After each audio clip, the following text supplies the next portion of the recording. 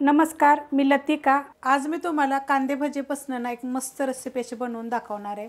त्यासाठी बघा ही कांदे भजी घेतलेले आहेत। हे मी रात्री बनवले होते आणि सकाळी ह्याची मी रेसिपी तुम्हाला दाखवत आहे। तर मी कांदे भजीचे खूप रेसिपी अपलोड केलेत वेगवेगळ्या पद्धतीने, त्याची लिंक तुम्हाला या रेसिपी खाली भेटेल। तर ह्याची रेसिपी जी करायचा उद्देश होता, काल जेव्हा मी भजी बनवली ना तेव्हा माझ्या मुलाला खायला दिली, तर त्याने बघा अशा प्रकारे बनवून खाल्ली होती। तुम्हाला मी दाखवते। तुम्हाला ही रेसिपी कशी वाटते हे मला जरूर कमेंट करून सांगा। वाडगं घेतलेलं आहे, त्याच्यामध्ये आपण आता ही भजी टाकून घेऊया। बघा मस्त अशी झालेली आहे। तर एकदम जर ताजी ताजी बनवून घेतली ना तर एकदम कुरकुरीत असतात। आता ही रात्रीची शिल्लक राहिलेली भजी आहेत बघा एवढी। तर त्याची रेसिपी मी तुम्हाला दाखवते। ह्याचे काय करायचे, आपल्याला तुकडे करून घ्यायचे।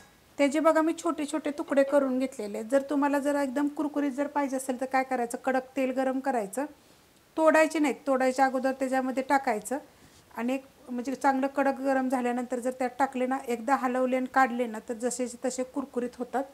माझ्या पद्धतीने जर तुम्ही भजी बनवली असली तर त्यात टाकायचे एक वाटीवर कुरमुरे। ह्यांना मी साफ करून घेतलेलं आहे बघा, चाळणीनं चाळून घेतलेलं आहे, कारण त्यात घाण खडे रेती वगैरे असेल।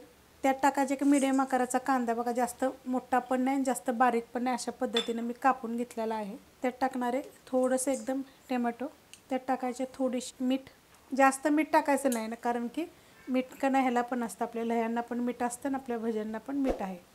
चाट मसाला ह्याची पण रेसिपी मी अपलोड केलेली आहे। मिरची पावडर तिखटवाली पण आहे आणि कलरवाली पण आहे। ह्या ज्या मिरच्या तळल्या होत्या ना त्याचे मी तुकडे करून घेतलेले आहेत। बारीक चिरून जर साधी मिरची जरी घेतली तरी पण चालेल, पण ह्या जे होत्या ना बिन तिखटाच्या मिरच्या छान लागतात। त्यात टाकायची आपल्याला थोडीशी कोथिंबीर।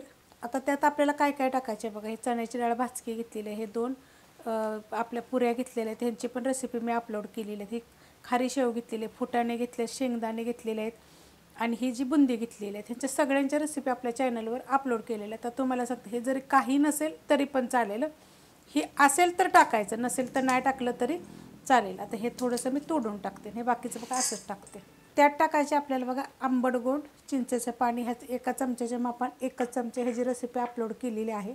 एक चमचा हिरवी चटणी, तिखटाप्रमाणे टाकायची कमी जास्त। आता हे आपण काय करायचं, मिक्स करून घ्यायचं, मस्त असं मिक्स करायचं, वर खाली करून मस्त असं बघा मिक्स करून घेतलेलं आहे चमच्यानं। नाहीतर काय करायचं माहिती आहे का, अशा पद्धतीने जरी मिक्स केलं तरी चांगलं मिक्स होतं।